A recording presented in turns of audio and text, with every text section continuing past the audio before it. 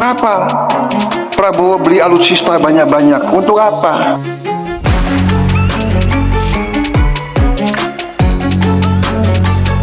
Oke, jadi pada 21 Juli 2026, perusahaan pertahanan raksasa Italia, Leonardo, bersama PT System Solutions Indonesia dan Kementerian Pertahanan, Kemhan RI, menandatangani kontrak pengadaan 12 unit pesawat tempur ringan M346F Block 20. Selain itu, mereka juga menandatangani Letter of Intent, LOI, untuk pengadaan helikopter buatan Leonardo. Jadi, ada dua objek utama dalam kerjasama ini, yaitu pesawat tempur dan helikopter untuk TNI Angkatan Udara serta TNI Angkatan Laut.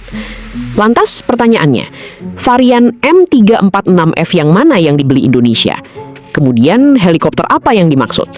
Apakah nantinya akan dioperasikan untuk mendukung kapal induk Indonesia? Bagaimana isi kontraknya? Bagaimana rencana pengadaannya?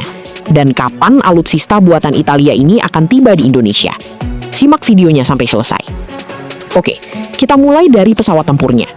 Sebelumnya, Indonesia baru menandatangani Letter of Intent, LOI, pada Februari 2026. Kini statusnya meningkat menjadi kontrak resmi, yang berarti program tersebut benar-benar memasuki tahap pelaksanaan.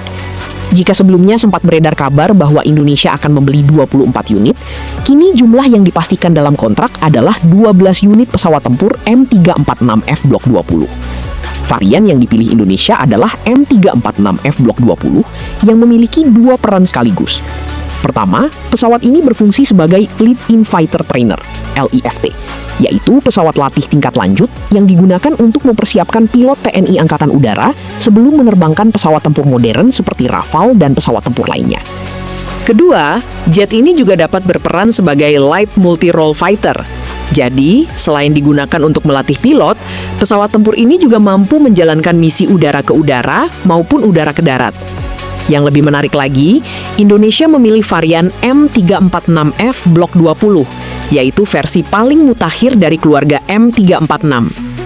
Kokpitnya sudah menggunakan Large Area Display atau LAD, dilengkapi radar AESA, Link 16, sistem Electronic Countermeasures atau ECM, kemampuan air-to-air refueling, hingga sistem pelatihan modern berbasis live, virtual, and constructive atau LVC.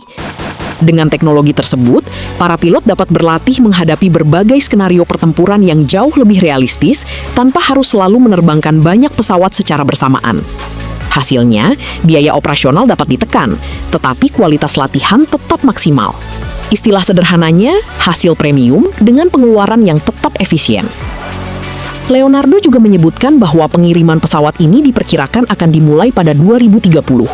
Artinya, Indonesia masih harus menunggu sekitar 4 tahun lagi hingga unit pertama tiba.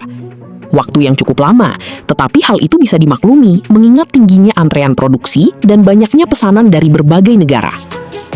Dengan pembelian ini, Indonesia akan menjadi negara pengguna ke-23 pesawat M346 di dunia, sekaligus menjadi negara pertama di Asia yang mengoperasikan varian M346F Block 20.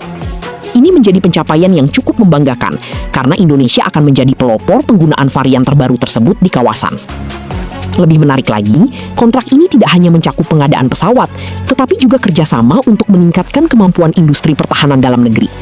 Program tersebut meliputi pemeliharaan atau maintenance, perbaikan besar atau overhaul, pelatihan teknisi dan pilot, hingga pengembangan sumber daya manusia Indonesia. Dengan demikian, manfaat yang diperoleh tidak hanya berupa tambahan alutsista, tetapi juga transfer pengetahuan dan peningkatan kemampuan industri pertahanan nasional. Mantap! Tapi, helikopter ini juga dirancang untuk beroperasi dari kapal perang. Nah, disinilah imajinasi Mimin langsung bekerja.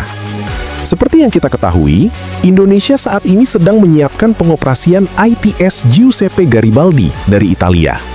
Walaupun hingga saat ini belum ada pernyataan resmi bahwa AW149 akan menjadi helikopter organik kapal tersebut, secara konsep, kemampuan operasinya memang sangat cocok untuk ditempatkan di kapal induk ringan, landing helicopter dock atau LHD, maupun landing platform dock atau LPD milik TNI Angkatan Laut.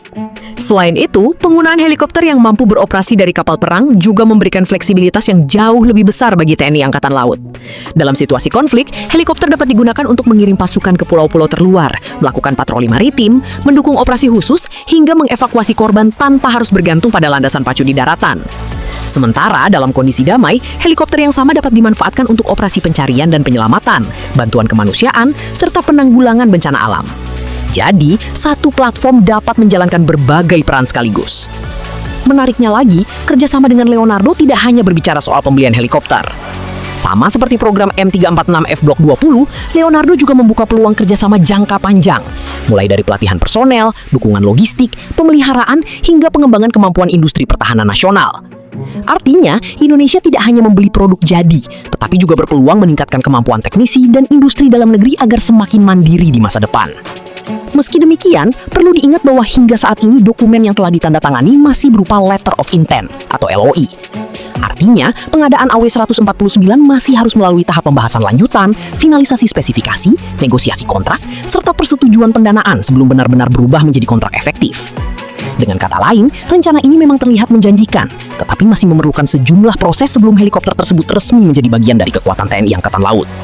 Jika seluruh rencana ini berjalan sesuai harapan, dalam beberapa tahun ke depan Indonesia Jadi, jika kita gabungkan dengan kontrak pengadaan 12 unit M346F Block 20, terlihat jelas, Bos, bahwa 21 Juli 2026 bukan sekedar hari penandatanganan dokumen. Hari itu menjadi sinyal bahwa hubungan Indonesia dengan Leonardo memasuki babak baru. Bukan lagi sekedar hubungan antara penjual dan pembeli, melainkan menuju kemitraan jangka panjang di bidang dirgantara dan industri pertahanan. Melalui kerjasama ini, TNI Angkatan Udara akan memperoleh platform pelatihan pilot sekaligus pesawat tempur ringan generasi terbaru yang mampu meningkatkan kualitas pendidikan penerbang tempur. Di sisi lain, TNI Angkatan Laut berpeluang mendapatkan helikopter multirole AW149 yang modern dan fleksibel. Bahkan, jika seluruh rencana berkembang sesuai harapan, helikopter ini berpotensi menjadi salah satu elemen penting dalam mendukung operasional kapal induk ringan maupun kapal-kapal besar TNI Angkatan Laut di masa depan. Di luar pengadaan alutsista, yang tak kalah penting adalah peluang transfer teknologi, peningkatan kemampuan pemeliharaan, pelatihan personel, serta pengembangan sumber daya manusia Indonesia. Inilah yang dapat memberikan manfaat jangka panjang bagi industri pertahanan nasional, sehingga Indonesia tidak hanya menjadi pengguna, tetapi juga semakin mampu menguasai teknologi pendukungnya. Nah, sekarang pertanyaannya tinggal satu, Bos. Setelah M346F Block 20 resmi dikontrak dan AW149 mulai diarahkan menuju tahap kontrak, apakah ini akan menjadi awal dari kerjasama yang lebih luas antara Indonesia dan Leonardo? Mungkinkah ke depan akan muncul proyek-proyek baru di bidang radar, sistem elektronik pertahanan, pesawat tanpa awak, atau bahkan pengembangan teknologi dirgantara lainnya? Tentu semua itu masih harus menunggu keputusan resmi dari pemerintah dan perkembangan kerjasama kedua belah pihak. Kalau menurut kalian bagaimana? Apakah langkah Indonesia menggandeng Leonardo sudah tepat? Alutsista